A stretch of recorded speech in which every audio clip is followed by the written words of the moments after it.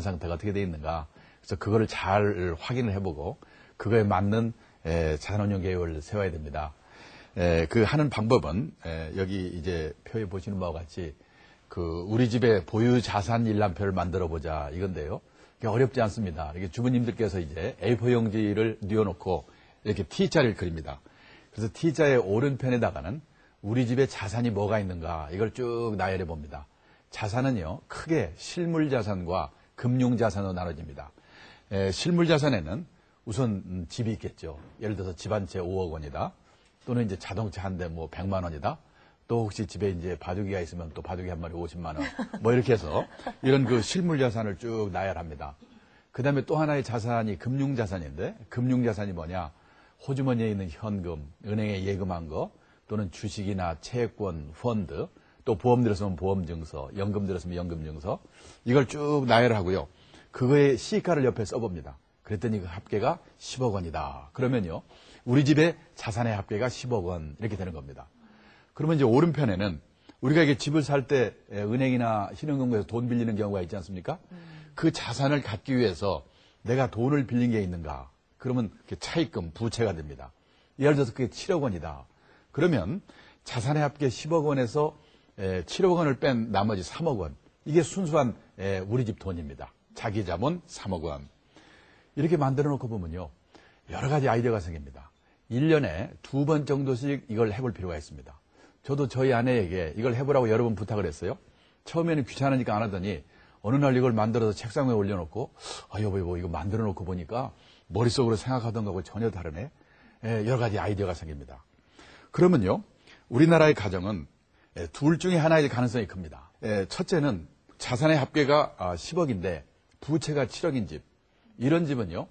위험한 자산 구조를 갖고 있다. 이렇게 얘기합니다. 혹시 여기 들으시는 분 중에서 10억의 자산이 있고 부채가 7억이면 3억이 남는데 뭐가 위험하단 말이냐. 이렇게 반문하실 겁니다. 그런데 위험합니다. 왜냐면요. 이 차입금, 부채는 갚지 않으면 줄지 않습니다. 하나님이 갚아주질 않으니까요. 그런데 이 집값이라든지 주식값은 불황이 오면 얼마든지 절반으로 3분의 1로 떨어질 수 있습니다. 그래서 예를 들어서 5억이 됐다. 그러면요. 이 채무 초과가 되는 겁니다. 그래서 선진국에서는 이 주로 젊은 세대에게 너무 무리하게 돈을 빌려서 내 집을 갖는 게 위험하다. 이것을 계몽합니다. 무리하게 차입을 해서 내 집을 갖는 게 위험하다. 이걸 계몽합니다. 저도요. 우리나라도 이제는 그게 위험하다. 이런 생각으로 좀 여러 번 말을 하고 있습니다. 근데 우리나라의 많은 분들은 무슨 소리냐? 달러별로 얻어서라도 무리하게 집을 사서 버틸 때까지 버티다 팔아도 손해볼 게 없다. 대부분 우리나라 사람들은 이렇게 생각합니다. 왜냐하면 집에 한이 맺혀 있습니다. 그리고 그동안 집값이 계속 몇십 년 올랐기 때문에 무리하게라도 집을 산 사람이 지금까지는 옳았습니다. 특히 저희 세대는. 그런데요. 저는 이제는 그렇지 않다. 그래서 제가 2년 전에 어느 인터넷 사이트에다가 이 젊은 분들에게 조언을 한다는 의미에서 무리하게 돈을 빌려서 내 집을 갖는 위험. 이런 글을 올렸습니다. 그랬다가 제가 벼락을 맞았습니다. 그 무슨 바보 같은 소리냐. 그 선진국이 그렇다고 우리도 그러는 법이 어디 있느냐. 또 부자들이 집을 10채씩이나 갖고 있는데 말이나 되느냐. 너무나 공격성 댓글이 올라와서요. 제가 아주 그냥 심장마비 걸릴 뻔했어요. 예, 맞아요. 그런 글들 보면 밑에 이런 글들. 님, 그 나라로 가삼? 뭐 이렇게 올라오는 글들도 있어요. 예. 그런데요. 이 선진국에서는 저 같은 일을 하는 사람들이 젊은 세대에게 열심히 계몽하는데 무리하게 돈을 빌려 집을 사는 게 위험하다. 왜냐면요. 멀쩡한 화이트 칼러가 어느 날 길가에 홈리스로 나가는 사례가 많습니다. 왜냐하면 무리하게 돈을 빌려서 집을 샀습니다. 근데 어느 날 갑자기 회사에서 감원이 됐습니다. 그럼 뭐 우리나라처럼 노조가 붉은 뒤두르고 뭐 이런 거 안 됩니다. 소리 없이 그냥 회사에서 감원이 됩니다. 그러면 월부금을 몇 개월 못 갚는다. 그러면요. 은행에서 가차없이 경매 처분해 버립니다. 그러면요. 내가 지금까지 노력을 해서 집값의 3분의 1은 갚았다고 생각했는데 불황이 오면 집값도 떨어지니까 나중에 정산을 했더니요. 찾을 게 하나도 없어요. 그래서 거지만 홈리스가 되는 게 아니고 멀쩡한 월급쟁이 화이트 칼라가 홈리스가 되는 경우가 많습니다. 그래서 무리하게 돈을 빌려서 내 집을 갖는 게 위험하다. 이거를 계몽하는 겁니다. 자, 젊은 세대가 주로 그럴 경우가 많은데 또 이제 중년쯤 되면요. 그 다음에 문제는 좀 돈이 있는 집은 또 뭐가 문제냐. 부동산에 편중된 자산 구조를 갖고 있습니다. 자, 여기 이 표에 보시면요. 우리나라와 미국, 일본의 평균적인 가정이 부동산 대 금융자산이 몇 대 몇인가 이게 나와 있습니다. 여기 계신 이 주부님들도요.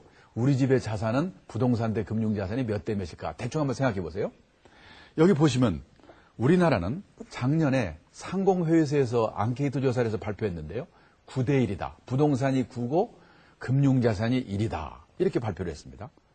그런데 그 밑에 미국을 보시면은 미국도 부동산 값이 많이 올랐습니다. 지금 버블이다 아니다 그럽니다. 그런데요. 부동산 대 금융자산의 비중이 3대 7. 금융자산이 부동산의 2배가 넘습니다. 우리와 전혀 다릅니다. 이거 왜 그럴까? 결론만 말씀드리면은 미국 사람들은, 미국의 가정은 우리처럼 이렇게 부동산에 목매달고 있지 않습니다. 무슨 재테크 수단으로 생각하고 있지 않습니다. 그게 첫째 이유고요. 두 번째는 이 부동산을 자기 집을 말고 따로 아파트나 가게를 갖고 있다가 그걸 세를 넣습니다. 근데 이제 빌려 사는 사람이 세를 안 내면요. 못 내보냅니다. 일본을 보세요. 일본도 1980년대까지는 우리나라 못지않게 부동산의 비중이 높은 나라였습니다. 그런데요. 제가 지금도 기억이 나는데 1988년 서울 올림픽 하던 해입니다. 제가 아는 어떤 일본 사람이 저한테 뭐라고 하냐면요. 지금 일본의 땅값이 얼마나 비싼가 알려드릴까요? 동경 시내에 이 일본의 왕이 사는 왕궁이 있는 구가 있습니다. 지오다 구라고 그러는데요.